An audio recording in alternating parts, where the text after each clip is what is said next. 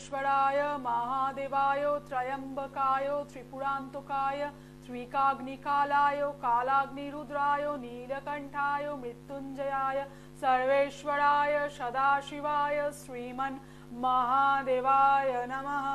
हर हर महादेव, जय महाकाल। রুদ্রজ্যোতি প্রোগ্রামে আপনাদের প্রত্যেককে জানাচ্ছি স্বাগত। আচ্ছা, আজকে যারা প্রোগ্রাম দেখছেন, আজকের যে বিষয় নিয়ে আলোচনা, দেখুন তো এটা আপনি এই পরিস্থিতির মধ্যে এই মুহূর্তে আছেন কিনা। কোনো প্রয়োজনে কারুর থেকে কিছু টাকা নিয়েছিলেন ধার সহ, এখন সেই টাকাটা ফেরত করতে প্রচন্ড সমস্যায় পড়ে গেছেন।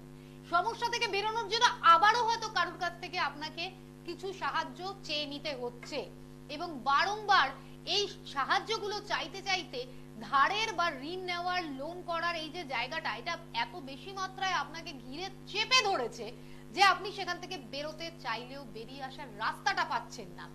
ঋণ শোধ, এই ঋণ ব্যাংক থেকে নেওয়া, এই ঋণ কোনো ব্যক্তির থেকে নেওয়া, এই ঋণের ঝামেলা থেকে নিজেকে কিভাবে বের করতে পারবেন, কি এমন উপায় আছে যার নিয়মিত আপনি যদি সেটাকে অ্যাপ্লাই করেন তাহলে সেখান থেকে আপনি নিজেকে বের করে আনার রাস্তাটা, উপায়টা জানতে পারবেন। আজকে আমরা সেই বিষয়ের উপরে আলোচনায় আছি। চলুন আমাদের অতিথিকে আমরা স্বাগত জানাই, যিনি প্রত্যেকটা প্রসঙ্গের কিভাবে আমরা দেবাদিদেবের আরাধনা করে শিব প্রক্রিয়া বা শিবক্রিয়া তার প্রয়োগে আমরা ভালো থাকবো, আমরা আমাদের সমস্যার সমাধানের উপায়টা জানতে পারবো, সেই কথা তিনি বলে আসছেন। আমরা তার কাছ থেকেই আজকে জানবো যে ঋণের এই মানে একটা বিশাল যন্ত্রণা থেকে বেরিয়ে আসতে গেলে আমাদের জন্য এমন কি পথ আছে যা অবলম্বন করলে আমরা সত্যি নিশ্চিন্তে ভালোভাবে বাঁচবো। আমাদের সঙ্গে আছেন স্বনামধন্য অ্যাস্ট্রোলজার আচার্য রিম্পা চ্যাটার্জি, তাকে স্বাগত জানিয়ে অনুষ্ঠানে করছি আপনাদের সঙ্গে আমি সুপর্ণা। স্বাগত জানাচ্ছি আপনাকে। হর হর মহাদেব, জয় মহাকাল। আজকে যে অনুষ্ঠানটা নিয়ে আমি যেটা নিয়ে আলোচনা করার জায়গায় আসছি সেটা হচ্ছে, অলরেডি সুপর্ণা বলে দিয়েছে যে ঋণ মুক্তি বা ঋণ কোন কোন ক্ষেত্রে আমাদের নেওয়া উচিত, কোন ক্ষেত্রে ঋণ নেওয়া উচিত নয়। একটা কথা নিশ্চয়ই আপনারা যারা আমার অনুষ্ঠান ফলো করেন, আমার ভিউয়ার্স, তারা প্রত্যেকেই জানেন যে আমার অনুষ্ঠান মানেই কিন্তু হচ্ছে শাস্ত্রীয় বিধান অনুযায়ী চলা। এখানে কিন্তু কোনো মুখরোচক টোটকার জায়গা নেই, এখানে কিন্তু কোনোভাবে আপনার মন ভোলানো কোনো কথা নেই। কারণ আমি বিশ্বাস করি জ্যোতিষ সাবজেক্টটাকে, আমি নিজে আমার লাইফে অ্যাপ্লাই করি, আমার পরিবার, আমার বন্ধু বান্ধব, রেফারেন্স যারা যেখানে রয়েছেন তারা প্রত্যেকেই কিন্তু আমার এই ভরসার রাস্তায় হেঁটেই আজকে তারা তাদের সফলতার জায়গায় এসছে। আমি নিজেও কিন্তু সফলতার জায়গায় এসছি বলেই আজকে আপনাদের সামনে থাকতে পেরেছি। যে শিবক্রিয়ার কথা আমি বলে আসছি, দেখুন প্রত্যেকটাই জায়গা থেকে সূত্রটা জানতে হয় যে এই যে শিবক্রিয়াগুলো নিয়ে আমি আলোচনা করি, সেই শিবক্রিয়াগুলো কোথা থেকে এসছে। বৈদিক শাস্ত্র মতে নবগ্রহের কোন কোন উপায়গুলো করলে আমাদের সমস্যা থেকে আমরা মুক্তি পেতে পারি বা নেগেটিভ গ্রহ, খারাপ গ্রহের ফল থেকে আমরা আমাদের জীবনে একটু ভালো জায়গায় যেতে পারি। কারণ প্রারব্ধ কর্ম আমরা যা করে এসেছি আমাদের কিচ্ছু খেয়াল নেই, তার উপরেই ডিপেন্ড করে আজকে আমাদের জন্মকুণ্ডলিতে বা আমাদের ছকে কিন্তু সমস্যার জায়গা থাকে। আদৌ হয়তো এই জন্মে আমরা হয়তো সেসব কিছু তেমন কমপ্লিকেটেড কাজ করিনি। তো এই যে শিবক্রিয়াগুলোর কথা আমি বলি, প্রত্যেকটাই কিন্তু শিবপুরাণ উল্লেখিত। আমাদের শাস্ত্র কিন্তু এই জায়গাগুলোতে বিধিবৎ নিয়মের কথা বলেছে।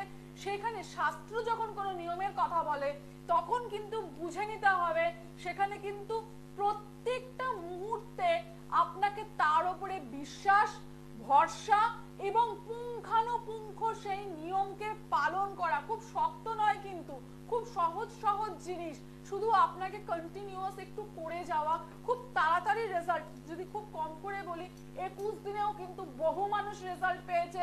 বহু মা কিন্তু আমাকে এসে জানিয়েছে আমার চেম্বারে যে না, আমি কিন্তু এই কাজগুলো করে আমি কিন্তু একটা আলো দেখতে পাচ্ছি, একদম অন্ধকারে চলে গেছিলাম, সেই জায়গা থেকে তো আমি একটা টার্নিং পয়েন্ট দেখতে পাচ্ছি।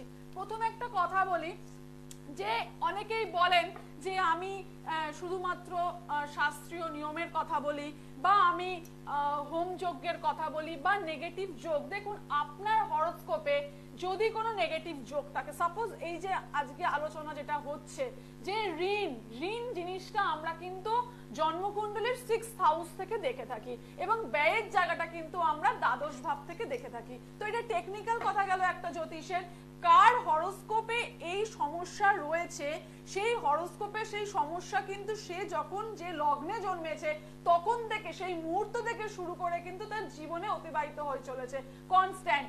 সেটা মনে রাখবেন, কোনো শর্টকাট মুখরোচক উপায় বলে কিন্তু এই সমস্যার সমাধান কখনো সম্ভব নয়।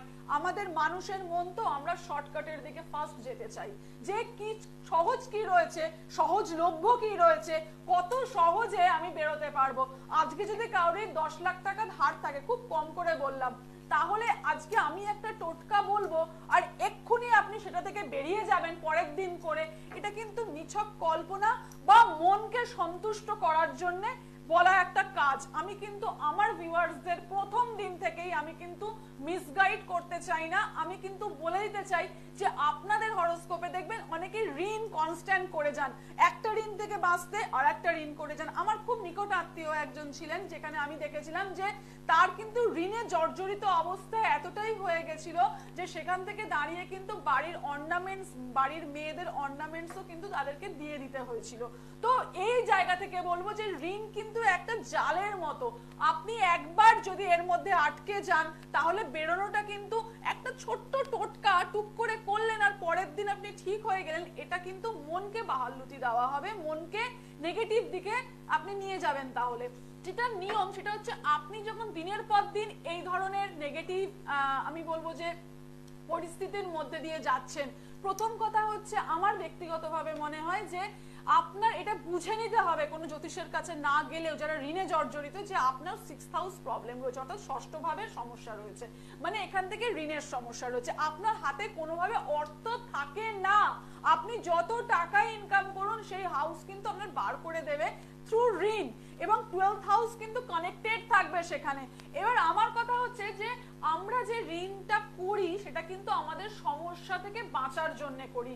প্রথম কথা হচ্ছে, প্রথম যেটা নিয়ম আমি বলবো যে যে উপায়ের মধ্যে, শিবক্রিয়ার মধ্যে এটা একটা প্রথম নিয়ম, সেটা হচ্ছে সম্ভব হলে প্রথমে আপনারা যখন ঋণ পরিশোধ করেন একটা অ্যামাউন্ট তো আপনারা ধীরে ধীরে দিতে থাকেন, সেই অ্যামাউন্টটা প্রথম চেষ্টা করবেন পার্ট পেমেন্ট যখন করবেন, পার্ট পেমেন্ট মানে টোটাল যে টাকাটা আপনারা ধার নিয়েছেন তার থেকে দাঁড়িয়ে অল্প কিছু অর্থ শুরু করবেন দেওয়া, কিন্তু অবশ্যই যদি পসিবল হয় মঙ্গলবার এবং শনিবার, শনিবারে করতে পারেন। নক্ষত্র তো আপনাদের পক্ষে জানা সম্ভব হবে না, আমি তাও বলে দিচ্ছি, অশ্বিনী নক্ষত্র যদি পঞ্জিকা আপনারা দেখতে জানেন তাহলে দেখে নেবেন, অশ্বিনী নক্ষত্র কেতুর নক্ষত্র এবং অনুরাধা নক্ষত্র হচ্ছে শনির নক্ষত্র। এই অশ্বিনী নক্ষত্র এবং অনুরাধা নক্ষত্রে আপনারা শনিবার এবং মঙ্গলবার যদি এই দিনটিও পড়ে, ধরুন নক্ষত্র পেলেন না বা বুঝতে পারলেন না, সেই ক্ষেত্রে আমি বলবো যে আপনারা শনিবার বা মঙ্গলবার একটা পার্ট পেমেন্ট করবেন, এতে করে কিন্তু আপনার ঋণ পজিটিভ ভাবে শোধ হওয়ার একটা প্রথম আশা শুরু হয়ে গেল। এটা আপনারা পার্ট পেমেন্টটা যখনই করবেন শনিবার বা মঙ্গলবার করলেন। নক্ষত্রটা আমি বলে দিলাম অশ্বিনী এবং অনুরাধা, এই দুটো নক্ষত্রে করতে পারলে খুব ভালো হয়, নাহলে দিনটাকে ফলো করবেন। নেক্সট যেটা কাজ আপনারা কি করতে পারেন, দেখুন একটা কথা হচ্ছে যে ঋণ তো একদিনে হয় না, অনেকেরই হয় কিন্তু যে আমরা সাপোজ বাড়ির কারোর কাছ থেকে ঋণ নিয়েছি, শোধ করতে পারছি না, আবার অন্য বন্ধুর কাছ থেকে ঋণ নিয়ে বাড়ির সমস্যার জন্য বাড়ির ঋণটা হয়তো দাদা বা দিদি কারোর কাছ থেকে নিলাম, সেই ঋণটা শোধ করে দিলাম, বা উল্টোটাও হতে পারে যে বন্ধুর ঋণটা শোধ করার জন্য বাড়ির লোকেদের কাছ থেকে ঋণ করলাম। তো যখন বন্ধু বান্ধব আত্মীয় স্বজন প্রত্যেকের কাছ থেকে বা অফিস থেকে বা ব্যবসার জায়গা থেকে আমরা একের পর এক ঋণ করতে থাকি, তখন বুঝে নিতে হবে আমার জন্মকুণ্ডলিতে আমি কোন প্রারব্ধ কর্মের ফল পাচ্ছি, অর্থাৎ এটা কোনোদিনই একদিনে এক মুহূর্তে মিটিয়ে দেওয়া সম্ভবপর নয়। সেই ক্ষেত্রে আপনাদের কিন্তু কিছু জায়গা নিজেকে রেডি করতে হবে, যেটা আমি বললাম পার্ট পেমেন্ট। শুরুটা আপনারা কিভাবে করবেন এটা একটা করলেন। দ্বিতীয়ত জায়গাটা হচ্ছে আপনার বাড়িতে আমার প্রত্যেকটা জায়গাতেই কিন্তু শিবক্রিয়ার একটা বিশেষ ভূমিকা রয়েছে। যারা আমার কাছে আসেন তাদেরকে আমি যে সমস্যার সমাধান করি সেখানে কিন্তু অবশ্যই কিন্তু শিবক্রিয়া বা শিবতন্ত্রের মাধ্যমেই কিন্তু আমার সমস্যার সমাধান হয়ে থাকে। আমার মনে হয় না যে এর আগে আপনারা এই ধরনের শিবক্রিয়া শুনেছেন বা এইভাবে হয়তো প্রত্যেকটা ক্ষেত্রে দেবাদিদেব মহাদেবের ওপরে আমি এইভাবে যে ক্রিয়াগুলো বলে থাকি সেগুলো কিন্তু একদিনের রেজাল্ট নয়, এটা কিন্তু দীর্ঘ বছরের একটা অভিজ্ঞতা, পড়াশোনা, রিসার্চ এবং সেটা ফলপ্রসূ হওয়ার জায়গা। দেখুন, যখন আপনি আপনার সমস্যা, যখন যে সৃষ্টিকর্তা, সমস্তটাই হচ্ছে আমাদের আদি শিবলিঙ্গ, কিন্তু শুধুমাত্র শিবকে বোঝায় না, এখানে কিন্তু শক্তির জায়গা রয়েছে। অর্থাৎ আমরা যে শাক্ত মতে যে শক্তি, অর্থাৎ মা কালী বলুন, মা তারা বলুন, দশমহাবিদ্যা যারই আরাধনা করে থাকি না কেন, সেই শক্তি কিন্তু শিবলিঙ্গের মধ্যেই রয়েছে। যে আমরা গৌরীপীঠ যেটাকে বলি সেটা কিন্তু শক্তিপীঠ, এবং শিবলিঙ্গ কিন্তু স্বয়ং দেবাদিদেব মহাদেবেরই স্বরূপ, নিরাকার স্বরূপ। এখানে যখন সৃষ্টির উৎসকে যখন আপনি সামনে রেখে আপনার কাজের, আপনার বিকট সমস্যা যেটা আপনার জীবনকে অত্যন্ত যন্ত্রণাময় করে তুলেছে, প্রত্যেক গ্রাস ভাত যখন আপনি মুখে তুলছেন, যখন গলা দিয়ে নামছে না, লোকের অসম্মানজনক কথা, লোকের অশান্তি, লোকের ঝামেলা, বাড়িতে হয়তো পরিবারের মধ্যে সমস্যা আপনাকে বারবার ডিস্টার্ব করছে, সেই জায়গা থেকে দাঁড়িয়ে আমি বলবো আপনি সমাধান পেতে পারেন যদি আজও আপনার মনে সেই বিশ্বাস, সেই ভরসা অটুট হয়ে থাকে। শুধুমাত্র তার আগে অবশ্যই আমি বলবো যে কখনোই কোন রকম ভাবেই ভাববেন না যে এটা কোনো ম্যাজিক। আপনি করে দেখবেন, 21 দিন এর রেজাল্ট আপনি পেতে বাধ্য, পাবেনই পাবেন। এবং শ্রাবণ মাসকে আমি সর্বাপেক্ষা উৎকৃষ্ট বলে মনে করি, কারণ আমাদের শিবরাত্রি একদিনের হয়, একটি দিনে আমাদের সব করা সম্ভবপর হয় না। অবশ্যই এটা খুব ভালো তিথি রুদ্রাভিষেক করার জন্য, রুদ্রপাঠের করার জন্য খুব ভালো তিথি, কিন্তু শ্রাবণে আমরা টোটাল অনেকগুলো দিন পাই যেখানে আমরা আমাদের সমস্যাটাকে পয়েন্ট আউট করে, যদি আমাদের মনস্কামনা থাকে যে আমি এই সমস্যা থেকে বের হব, আমাকে বেরোতে হবে, তাহলে কিন্তু স্বয়ং প্রভু তার সঙ্গ দেন। এবং এর প্রমাণ কিন্তু বহু সময়ে আমি আমার জীবনে পেয়েছি, আমি আমার ক্লায়েন্টদের জীবনে পেয়েছি। তারা এসে বলেছে বলে আজকে আমি এত স্ট্রংলি আপনাদের সামনে বলতে পারছি। এর পরে আপনারা হয়তো শুনবেন আরো অনেকে এই ধরনের কিছু সলিউশন শিবক্রিয়ার উপর দিয়ে বা মহাদেবের উপর দিয়ে বলছেন, কিন্তু সেখানে মাথায় রাখবেন প্রত্যেকটা ওয়ার্ডে কিন্তু শাস্ত্র বিধিবৎ নিয়ম হওয়া প্রয়োজন। সেটা কিন্তু শাস্ত্র কিন্তু জল মেশানো নয়, বৈদিক জ্যোতিষ কিন্তু একটা কঠিন বিষয়। এবং আপনারা একটা জিনিস জেনে রাখবেন, কেপি হোক, কেপি জ্যোতিষ হোক বা নারী জ্যোতিষ হোক, আমি নিজে কেপি অ্যাস্ট্রোলজার হয়েও বলছি, আমার বৈদিক অ্যাস্ট্রোলজি কিন্তু ফাউন্ডেশন, তার উপরে দাঁড়িয়ে কিন্তু কেপির বিচার আসে। বৈদিককে বাদ দিলে কিন্তু অনেকটা বাদ চলে যায়, কারণ যে শাস্ত্রীয় বা বৈদিক উপায়গুলো রয়েছে সেগুলো কিন্তু ঋষি পরাশর এবং তৎকালীন সমস্ত ঋষিরা কিন্তু তাদের জ্ঞানলব্ধ জীবন, তাদের অভিজ্ঞতা, তাদের জ্ঞান চর্চা এবং তাদের যা কি বলবো দৈবিক জ্ঞান, সেগুলোকে কিন্তু আমাদের মধ্যে তারা দিয়ে গেছেন, সেই রেজাল্টই কিন্তু আমরা আজকে পাচ্ছি।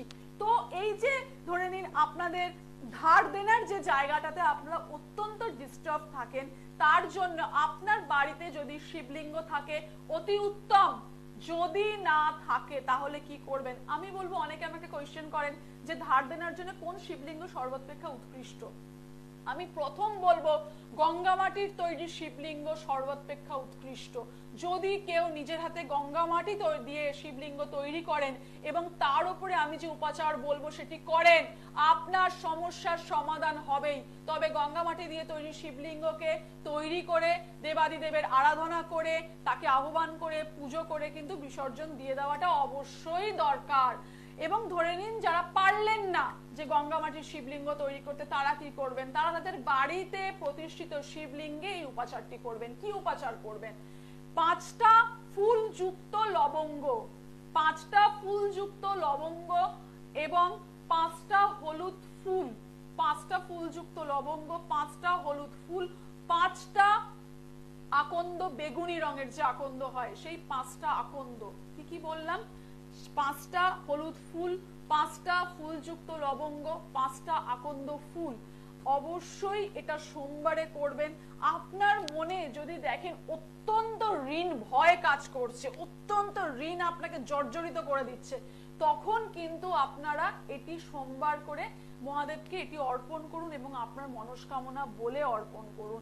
যদি সম্ভবপর হয় তাহলে শ্রাবণের পরে সংকল্প যদি করেন পূর্ণ অবশ্যই করবেন। যে কোনো একটি জ্যোতির্লিঙ্গ দর্শন করে আসুন। যে কোনো একটি জ্যোতির্লিঙ্গ খুব কাছাকাছি আমাদের বৈদ্যনাথ ধাম রয়েছে, দেওঘরে রয়েছে বৈদ্যনাথ দর্শন করে আসুন, বা বিশ্বনাথ রয়েছে কাশীতে, আপনি দর্শন করে আসলে অতি উত্তম রেজাল্ট পাবেন। আপনার দেনার ঝঞ্ঝাট কিন্তু অবশ্যই মিটবে, একটা রাস্তা কিন্তু আপনি খুঁজে পাবেন। এটা কিন্তু খুব ভালো একটা উপাচার। এবং সেকেন্ড আর একটা বলে রাখি ধার দেনার উপরেই, সেটা হচ্ছে যারা ধার দেনায় অত্যন্ত ভুগছেন তারা আর একটা করতে পারেন, নাগকেশরের ফুল 5টা সাদা বাতাসা, নাগকেশরের ফুল 5টা সাদা বাতাসা আর গোলাপি রঙের যে পদ্ম ফুল হয় সেই পদ্ম ফুল বৃহস্পতিবার দিন এবং সোমবার দিন, এই দুদিন নাগকেশরের ফুল 5টা সাদা বাতাসা এবং পদ্ম ফুল বৃহস্পতিবার দিন এবং সোমবার দিন আপনার বাড়িতে প্রতিষ্ঠিত শিবলিঙ্গকে, বা যদি মাটির গঙ্গা মাটির করেন খুবই ভালো, আমি আগেও বলেছি, সেখানে আপনারা অর্পণ করুন। আপনাদের ধার দেনার সমস্যা থেকে আপনারা কিন্তু অবশ্যই মুক্ত হবেন। এবং এক্ষেত্রে আমি বলে রাখি একদিনের এটা ম্যাটার নয়, 21 দিন মিনিমাম কন্টিনিউ করবেন, করে দেখুন যে কোনো জায়গা থেকে পজিটিভিটি পাচ্ছেন, কোনো রাস্তা বেরোচ্ছে না, এটা করে দেখুন, অবশ্যই জানাবেন যে কি পরিস্থিতি হয়। আমি বলবো পজিটিভ রেজাল্ট কিন্তু অবশ্যই এই জায়গা থেকে আসবে। আমাদের দর্শক বন্ধুদের আমরা একটু বলে দেবো যে যারা যারা কন্ট্যাক্ট করছেন তারা কোথায় কিভাবে কন্ট্যাক্টের পথ বা কিভাবে যোগাযোগ করবেন। আপনারা চেম্বারগুলোর মধ্যে প্রত্যেক সপ্তাহে সোমবার পাচ্ছেন হাওড়া ময়দান, প্রত্যেক সপ্তাহে বৃহস্পতিবার শিয়ালদা, আর প্রত্যেক সপ্তাহে শুক্রবার পেয়ে যাচ্ছেন আপনারা দক্ষিণেশ্বর। অগ্রিম বুকিং এটা তো এতদিনে আপনারা ভালো করে জেনে গেছেন, তাই অগ্রিম বুকিং এর জন্য 7407224236 নম্বরে কল করে নামের বুকিং।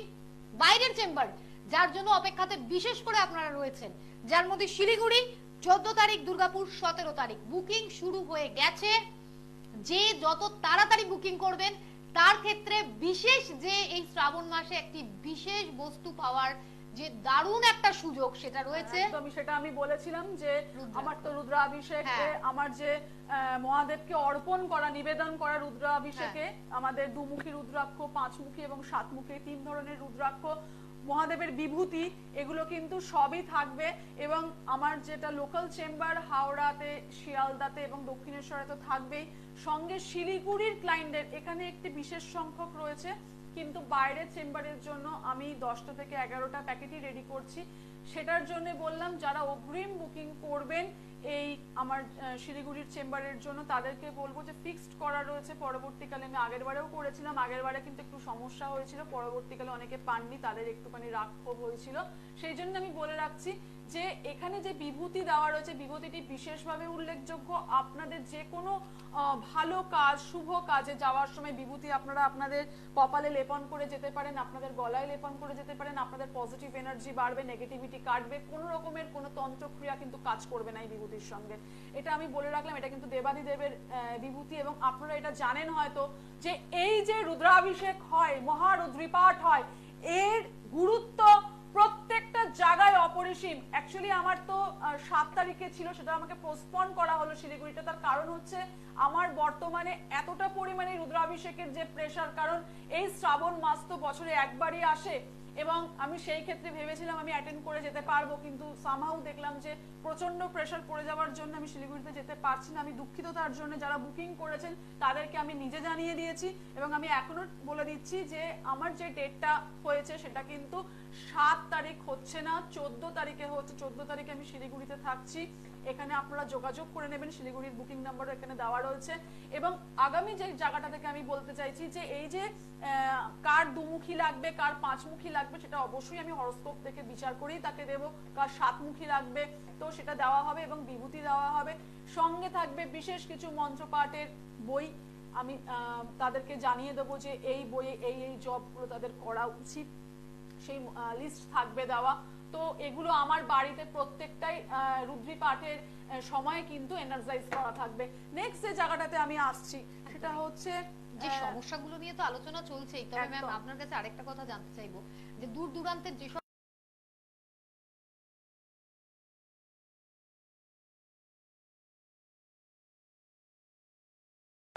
একদম একদম, অনেকেই অনলাইনে বলেন, কিন্তু আমি দেখিও অনলাইনে। কিন্তু ব্যাপারটা হচ্ছে আমি বারবারই একটা কথা বলি যে অনলাইনে কিচ্ছু অসুবিধা নেই। অনলাইনে আমার ফিজও যে খুব কম তাও নয়, খুব বেশি তাও নয়, মধ্যবিত্ত মানুষ কিন্তু অ্যাটেন্ড করতে পারেন। কিন্তু যেটা জায়গা সেটা হচ্ছে হাতের পুঙ্খানুপুঙ্খ রেখাটা কিন্তু অনলাইনে দেখা সম্ভব হয় না। ফটো তুলে পাঠান, আমি দেখি, কিছু করার নেই। যারা একদমই আসতে পারছেন না তাদেরকে, কিন্তু যাদের পক্ষে সম্ভব, কষ্ট না করলে তো কেষ্ট মেলে না। আর আমার পক্ষে সত্যি সম্ভব হয়নি এখনো পর্যন্ত। আমি মানে সবসময়তে বহরমপুর, সবসময়তে কৃষ্ণনগর, বিভিন্ন জায়গায় ডিস্ট্রিক্ট টাউনে আমি অতটা যেতে পারি না, কাজের প্রেশার থাকে।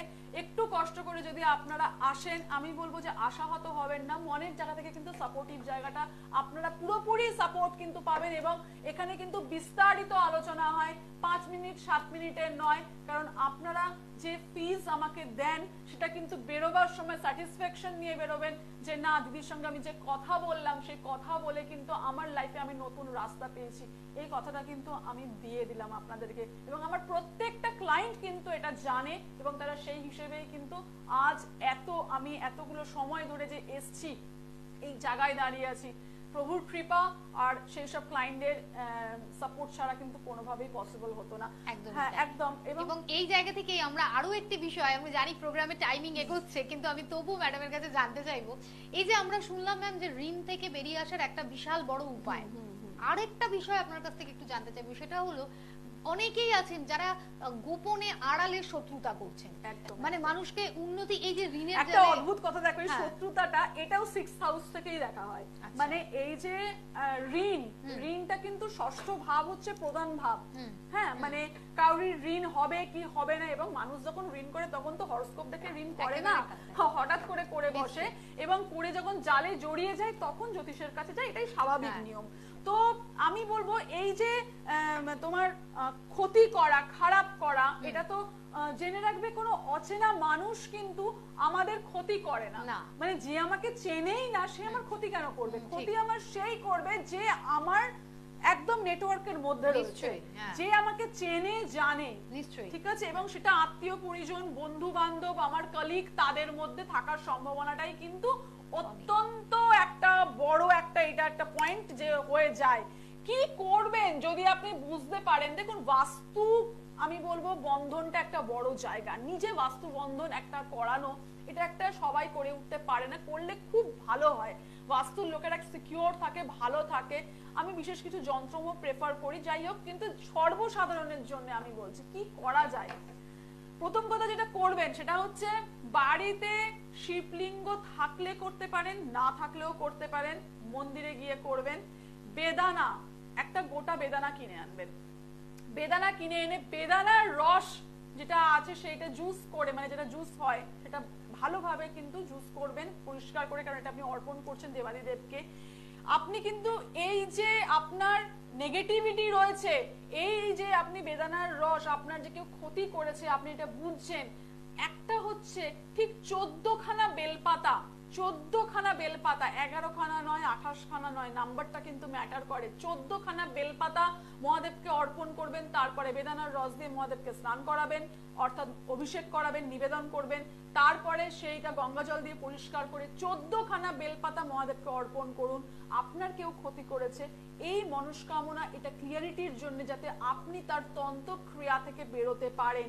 এবং যদি সম্ভবপর হয় 4টে ছোট ছোট ত্রিশূল, স্টিলের করতে পারেন, লোহারও করতে পারেন, 4টে ছোট ছোট ত্রিশূল বাড়ির চারদিকে প্রভুর নাম নিয়ে করতে পারেন, পঞ্চাক্ষরী স্তোত্র জপ করতে করতে করতে পারেন।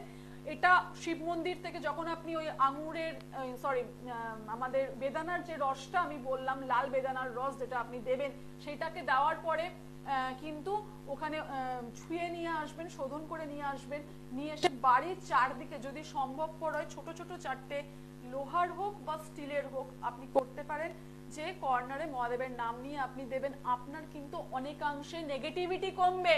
এবং এই যে বেদানার রস দিয়ে যে আপনি অভিষেক করলেন, সেই বেদানার রস কিন্তু অ্যাজ এ চরণামৃত হিসেবে কিন্তু অবশ্যই মুখে দেবেন।